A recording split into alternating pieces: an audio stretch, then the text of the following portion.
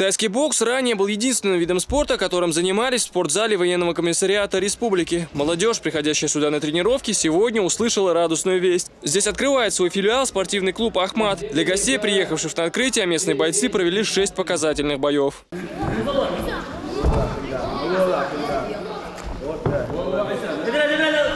На базе клуба «Грозный» отныне функционирует филиал клуба «Ахмат». Это означает, что здесь учат не только тайскому боксу, но и смешанным боевым искусством. В первый день сюда уже пришло свыше 200 молодых людей. Также на церемонию открытия приехал легендарный спортсмен, помощник главы Чеченской республики Лечи Курбанов.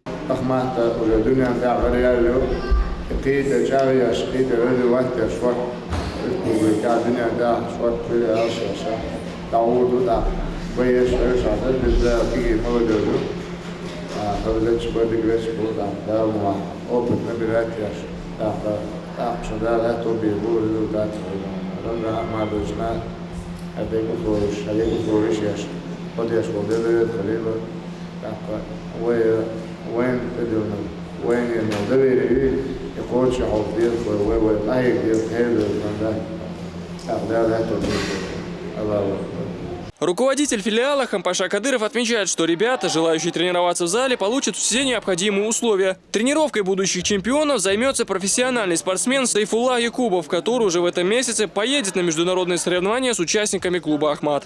14 июня будет международный турнир за Кубок мира Хирюис по полноконтактному рукопашному бою, который пройдет в городе Таганрог. 14 кантов, там будут юноши, будут юниоры и взрослые. Выиграть черный пояс, Митсон Луш, масса международного класса хороший, иншаллах.